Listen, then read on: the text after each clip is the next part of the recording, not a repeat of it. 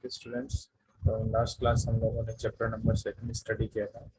आज हम लोग स्टडी करेंगे chapter number 6, introduction of C plus plus. C plus plus program contain 4 parts. These are 4 parts: writing different source files and content when program compiling. C plus plus program के 4 भाग होते हैं। पहला होता है हैश फाइल। हैश फाइल में क्या होता है, जो हैश साइन होता है उसको यूज काम लेते हैं। It is known as the preprocessor directive. Second होता है उसका सेकंड स्टेप होता है डिक्लेरेशन ऑफ क्लास, कि हम क्लास को कैसे डिक्लेयर करेंगे, क्लास का डिक्लेरेशन का मेथड क्या होगा, क्लास में क्या क्या चीजें होंगी। थर्ड होता है definition of member function. Class होती है, class is a collection of data member and member function. हम क्लास के मेंबर्स को कैसे डिफाइन करेंगे, उसकी डेफिनेशन लिखेंगे। And fourth part is the main function. तो ये टोटल 4 स्टेप्स होते हैं सी प्लस प्लस प्रोग्राम को लिखने के। पहला हैश फाइल होती है, second declaration of class, third होता है declaration of member, fourth and होता है फाइनल मेन फंक्शन। तो जैसे आपको एक simple C plus plus program का एग्जांपल गिवन है, जैसे hash include iostream dot hash. Iostream dot hash होते हैं input output stream header file. It is used for the C in and C out function. And second header file is hash include stdio dot hash. After that void main and C out. देखो यहाँ पे हम लोगों ने क्या है, प्रिंटअप की जगह सी आउट को यूज में लिया है। तो सी प्लस प्लस में हम आईएसटीएम हेडर फाइल को यूज में लेंगे। उस आईएसटीएम हेडर फाइल में होते हैं 2 टाइप ऑफ फंक्शन होते हैं। पहला होता है सी इन, दूसरा होता है सी आउट फंक्शन। तो आप स्क्रीन पे एक simple C plus plus program का एग्जांपल शो रखा है। नेक्स्ट हम स्टडी करते हैं characteristics of C plus plus language. C plus plus language की विशेषता क्या क्या है। तो पहली विशेषता है C plus plus is a collection of function. देखो सी प्लस प्लस में जितनी भी प्रोग्रामिंग होगी वो सारी फंक्शन के थ्रू होगी। क्लास को हम यूज में लेंगे तो क्लास में क्या होते हैं, डेटा मेंबर और मेंबर फंक्शन होते हैं। तो क्लास के डेटा मेंबर्स पे हमें काम करने के लिए मेंबर फंक्शन की रिक्वायरमेंट होगी। तो इसलिए हम क्या करेंगे, सी प्लस प्लस प्रोग्राम में फंक्शंस का यूज करेंगे। तो इसलिए कहा गया है C plus plus program collection of function. Second things, main is compulsory in the C plus plus program. C plus plus program में जो मैन फंक्शन होता है जिसको हम वर्डमैन के नाम से लिखते हैं, ये हमारे लिए सबसे कंपल्सरी होगा। इसको हम सबसे लास्ट में लिखेंगे क्योंकि प्रोग्राम में जब हम क्लास काम में लेंगे तो क्लास के मेंबर्स को कॉल करेंगे, क्लास प्रोग्राम मेंबर्स को कॉल करेंगे, वो मैन फंक्शन में होगा। साथ में प्रोग्राम का जो मैन एग्जीक्यूशन होगा, जहाँ पे input and output process perform होता है, वो भी मैन फंक्शन में ही होता है। Third, in C plus plus all the statement end with the semicolon. C plus program में जितने भी स्टेटमेंट्स हम लिखेंगे प्रोग्राम में, उन सबको एंड करने के लिए हम क्या यूज में लेंगे, सेमीकोलन काम में लेंगे। तो these are the 3 main characteristics of C plus plus. Next हम स्टडी करते हैं comments in C plus plus. Comments क्या होते हैं? Comments are the descriptive knowledge about a line और a group of lines in a program. का program में लिखी गई किसी लाइन का या किसी स्टेटमेंट का मीनिंग जानने के लिए हम काम लेते हैं comments. Computer compiler do not compile it and don't show any error in comments. In computer का जो कंपाइलर होगा, यानी सी लैंग्वेज या सी प्लस प्लस लैंग्वेज का जो भी कंपाइलर होगा, वो इन कमेंट्स को कभी भी चेक नहीं करता और इनमें किसी भी प्रकार के एरर फाइंड आउट नहीं करता है। तो in C plus plus comments are 2 types. C plus language में कमेंट्स 2 टाइप्स के होते हैं। पहला होता है double slash, are use to write comments for the single line. जब किसी पर्टिकुलर लाइन या किसी पर्टिकुलर स्टेटमेंट्स के कमेंट्स काम में लिखना हो तो हम यहाँ पे काम मिलेंगे डबल स्लैश। सेकंड कमेंट्स होता है slash star to star slash. It is use to write the comments for more than one line. Multiple lines के कमेंट्स लिखने के लिए हम काम लेते हैं slash star and so on star slash. तो these are the 2 types of comments in C plus plus. Next हम स्टडी करते हैं iostream file in C plus plus. अब हम स्टडी करते हैं कि what is the characteristics of iostream header file. Those statement which contain hash sign is known as the preprocessor directory. यानी iostream जो हेडर फाइल है उसको लिखने से पहले हम हैश साइन काम में लेंगे। तो इस हैश साइन का मीनिंग होता है it is known as the preprocessor directory. Preprocessor directory का मीनिंग होता है कि आपके कंप्यूटर के प्रोसेसर को पहले से एक मैसेज जनरेट करता है कि अभी प्रोग्रामिंग होने वाली है। उस प्रोग्रामिंग में की बेसिक रिक्वायरमेंट क्या है, बेसिक रिक्वायरमेंट में उसको कितनी मेमोरी रिक्वायरमेंट है, कितना कंप्यूटर में हार्ड डिस्क स्पेस रिक्वायरमेंट है, कौन कौन से उसको प्रोसेस की रिक्वायरमेंट होगी प्रोग्राम को परफॉर्म करने के लिए। तो जो बेसिक रिक्वायरमेंट्स है उसको फुलफिल करने के लिए। सेकंड होता है it is used at the top of program. Iostream dot header file को प्रोग्राम में सबसे पहले लिखा जाएगा। थर्ड चीज, general form of iostream header file with include command. यानी आईस्टम हेडर फाइल को इंक्लूड कमांड के साथ कैसे लिखेंगे, hash include iostream dot h, ये इसका रिटर्न मेथड होगा। ओके, नेक्स्ट हम स्टडी करते हैं name space in STD. Name space STD क्या होता है? This define the scope of identifier that are used in the program. Program में जो हम आइडेंटिफायर यूज लेते हैं उसका स्कोप क्या है, वो कहाँ तक काम करेगा, उसकी रेंज क्या होगी, उसको डिफाइन करने के लिए काम में लिया जाता है।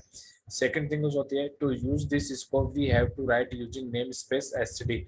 इसके स्कोप को यूज करने के लिए हमें क्या लिखना होगा, यूजिंग नेम स्पेस एसटीडी लिखा जाएगा, where STD is the name space where STD define the standard class libraries are stored.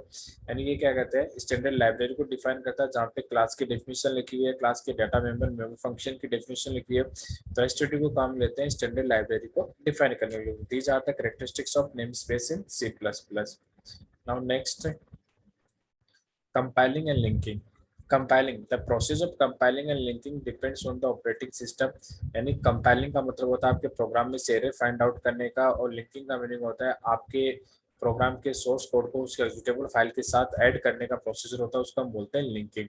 तो कंपाइलिंग और लिंकिंग वो डिपेंड करता है आपके ऑपरेटिंग सिस्टम पे, आपके सिस्टम में कौन सा ऑपरेटिंग सिस्टम इंस्टॉल है। विंडोज इंस्टॉल हो तो उसके लिए अलग प्रोसीजर होता है, लिनक्स के लिए अलग होता है, डोस ऑपरेटिंग सिस्टम के लिए अलग अलग होता है। तो इसमें लिखा हुआ है the process of compiling and linking depends on operating system.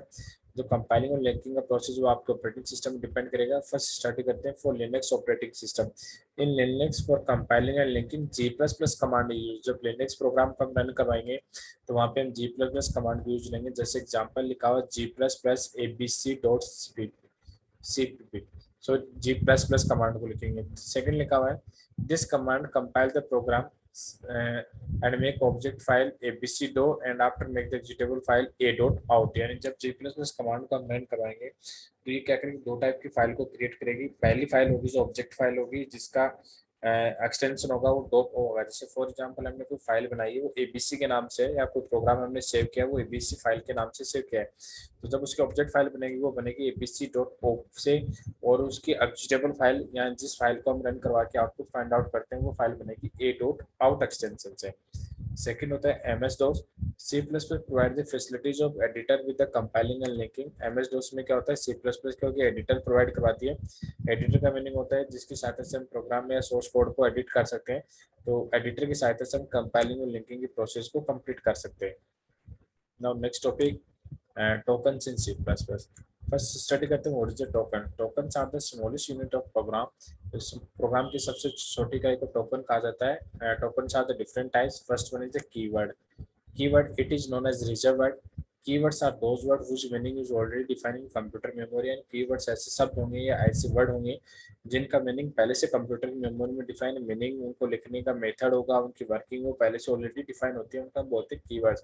इनको हम रिजर्व वर्ड के नाम से भी जानते हैं। जैसे example asm, auto, break, case, catch, double, else, enum, extend, float, new, operator, private, protected, public, switch, template, this, throw, try, character, class, constant, continue, ये बहुत सारे कीवर्ड्स होते हैं। सेकंड है आइडेंटिफायर। नेम ऑफ वेरिएबल और function is known as identifier. जब किसी variable का नाम या किसी फंक्शन का नाम होता है वो उसका आइडेंटिफायर होता है। To write the name of identifier following rules are use. Identifiers के नाम को लिखने के लिए कुछ रूल्स काम मिलेंगे। पहला रूल होगा first letter of identifier should be alphabets. Identifier का पहला लेटर हमेशा अल्फाबेट होगा। सेकंड रूल होगा after this any symbol, number और अंडरस्कोर यूज। फर्स्ट लेटर के बाद में, अल्फाबेट के बाद में हम कोई भी नंबर, सिंबल या अंडरस्कोर साइन को यूज कर सकते हैं। Third rule is small and capital letters are different. Identifier के नेम में स्मॉल लेटर की अलग वैल्यू होगी, कैपिटल लेटर का अलग मीनिंग होगा। Keywords can not be used in name of identifier. और कीवर्ड्स को हम आइडेंटिफायर के नेम के रूप में उपयोग नहीं कर सकते। जैसे नेम ऑफ आइडेंटिफायर का एग्जांपल है हेलो। तो हेलो एक वर्ड है जिसका पहला लेटर अल्फाबेट्स है। फर्स्ट लेटर के बाद में हम कोई भी नंबर अंडरस्कोर सिंबल साइन काम में ले सकते हैं। Capital letter, small letter different different होंगे और कीवर्ड्स को हम आइडेंटिफायर के रूप में काम में नहीं ले सकते। ओके, नेक्स्ट हम स्टडी करते हैं constants. Constants are those variable whose values never change in program। यानी constant ऐसे वेरिएबल होंगी जिनकी वैल्यू को प्रोग्राम में कभी भी नहीं बदला जा सकते। It is following types. First होता है numeric constant. Numeric constant contain numbers and numeric constant में क्या होंगे, ओनली नंबर्स होंगे। और ये टू टाइप्स होते हैं। पहला होता है integer constant, contain integer number, integer number that is 0 to 9 without any point. And it is the three type, decimal, octal and hexadecimal.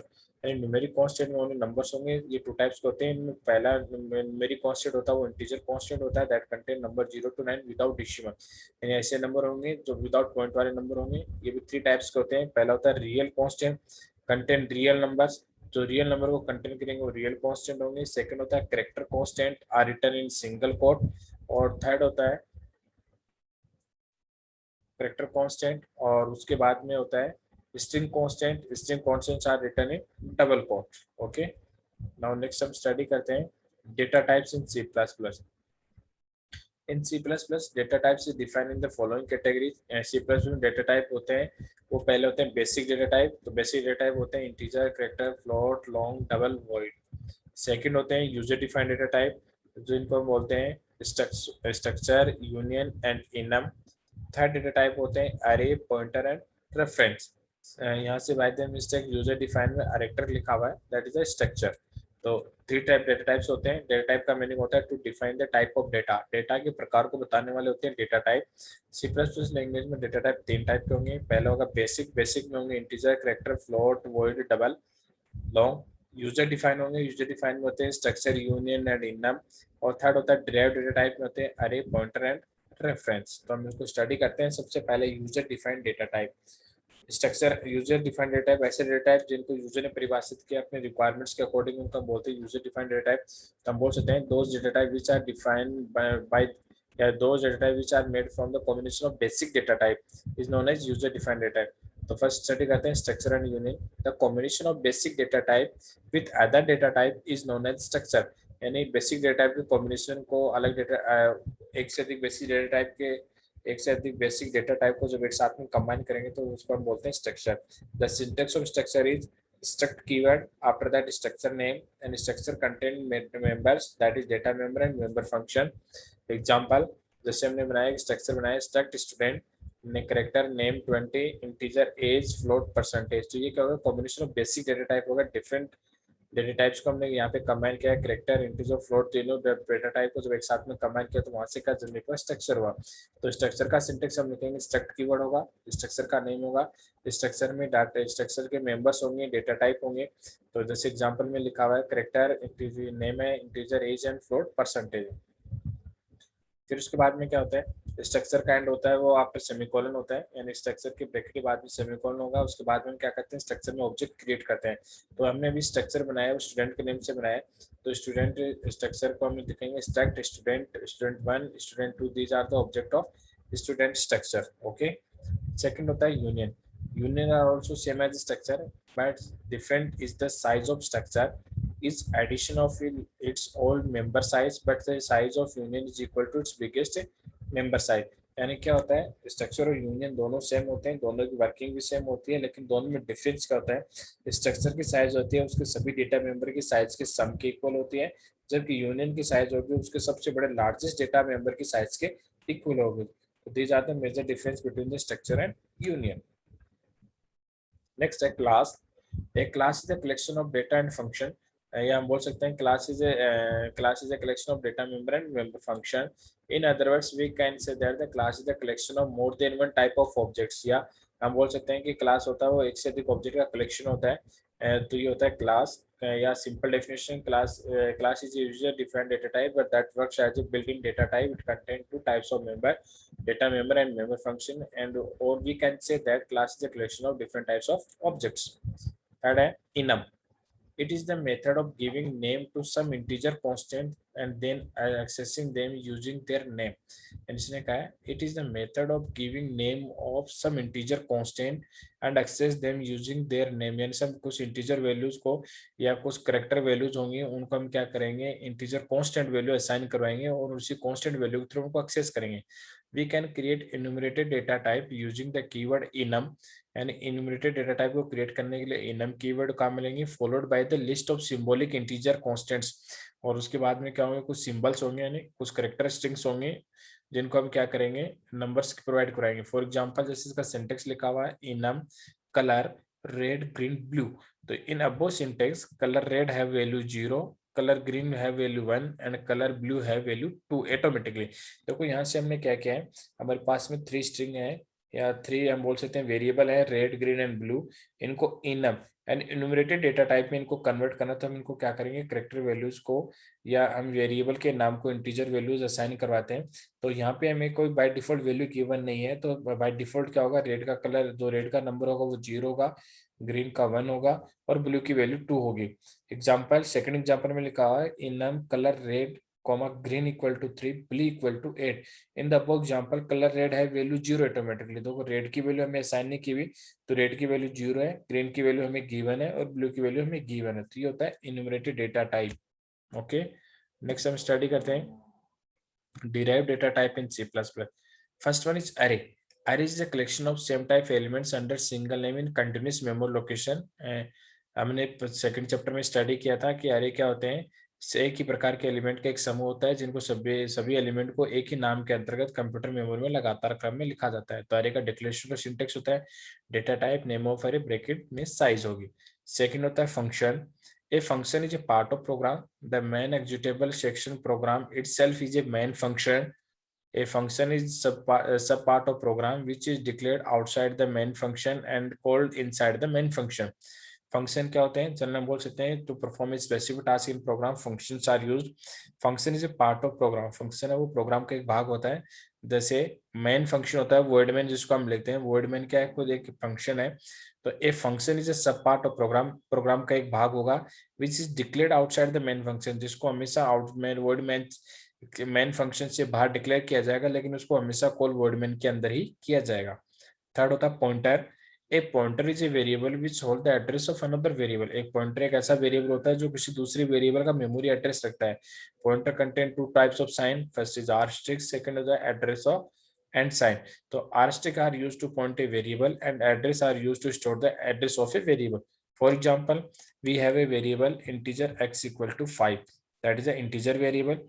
After that we have create a pointer variable integer star ptr। star ptr का मतलब ptr एक variable है और उसके आगे name के आगे star लगा दे, इसका मतलब होगा ये करंटली डिनोट वेरिएबल है, जो करंट में हम किस वेरिएबल पे काम करें उसको डिनोट करता है।